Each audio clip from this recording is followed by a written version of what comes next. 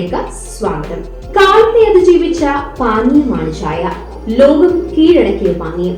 ലോകത്ത് ഏറ്റവും അധികം പേർ കഴിക്കുന്ന പാനീയത്തിന്റെ കാര്യത്തിൽ വെള്ളം കഴിഞ്ഞാൽ രണ്ടാം സ്ഥാനമാണ് ചായയ്ക്ക്.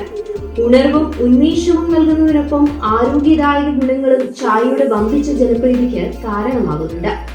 ചായ മലയാളികളുടെ നിത്യജീവിതത്തിന്റെ ഭാഗമാണ്. ഒരു കപ്പ് ചായയിലൂടെയാണ് നമ്മുടെ ഒരു ദിവസം ആരംഭിക്കുന്നത്.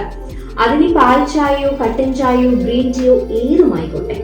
സമയത്ത് ചായ കിട്ടിയില്ലെങ്കിൽ അന്നത്തെ ദിവസം തന്നെ ശരിയാകാത്തവരുമുണ്ട്. എണ്ണിയാൽ ഒടുങ്ങാത്ത തരം ചായകളുണ്ട് ഈ ലോകത്ത്. കട്ടൻ ചായ, green tea, white tea, yellow tea, മസാല ചായ, തന്തൂരി ചായ, ബട്ടർ ചായ, അങ്ങനെ എത്രയോ തരം. ആന്റി ഓക്സിഡന്റുകളുടെ കലവറയാണ് ചായ.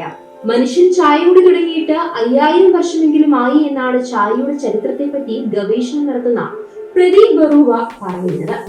ലോകത്ത് ആദ്യമായി തേയില കൃഷി ആരംഭിച്ച തെക്ക് കിഴക്കൻ ചൈനയിൽ ചായയുടെ ഉത്ഭവത്തെ പറ്റി ഒട്ടേറെ മിത്തുകളും നിലനിൽക്കുന്നുണ്ട്. 2737 BC-യിൽ ചൈനീസ് ചക്രവർത്തി ഷെന്നങ് വേട്ടയ്ക്ക് പോയപ്പോൾ തിളപ്പിച്ചുകൊണ്ടിരുന്ന വെള്ളത്തിൽ ഏതാനും ഇലകൾ പറന്നു വീണെന്നും അത് കുടിച്ച ചക്രവർത്തിക്ക് ചായയുടെ അത്ഭുത ഗുണങ്ങൾ മനസ്സിലായി എന്നുമാണ് ഒരു കഥ. ചായ എന്ന ചൈനീസ് പദത്തിൽ നിന്നുമാണ് ചായയുടെ തുടക്കം. ഏതാണ്ട് എല്ലാ ഏഷ്യൻ ഭാഷകളിലും ചായ എന്ന് തന്നെയാണ് ചായ അറിയപ്പെടുന്നത്. ഏറ്റവും കൂടുതൽ തേയില ഉത്പാദിപ്പിക്കുന്ന രാജ്യം എന്ന പദവി ചൈനയ്ക്ക് സ്വന്തമാണ്. ഇന്ത്യയിൽ അസാമിലാണ് ആദ്യം തേയില എത്തുന്നത്. അസാമിലെ കാടുകളിൽ ചില തേയില ഇനങ്ങൾ മുമ്പ് തന്നെ വളർന്നിരുന്നു. എങ്കിലും ചൈനീസ് തേയിലയ്ക്കായിരുന്നു പാശ്ചാത്യ ലോകത്ത് വൻ ഡിമാൻഡ്.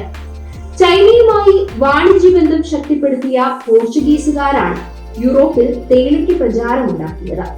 കേരളത്തിലെ കോഫി, തേയില പൗഡർ ഷോപ്പുകളിൽ പ്രധാനമായും തേയില എത്തുന്നത് തമിഴ്നാട് നീലഗിരിയിൽ നിന്നുമാണ്. വീഡിയോ ഇഷ്ടപ്പെട്ടാൽ ലൈക്ക് ചെയ്യുക, ഷെയർ ചെയ്യുക. നമ്മുടെ നാട്ടിൽ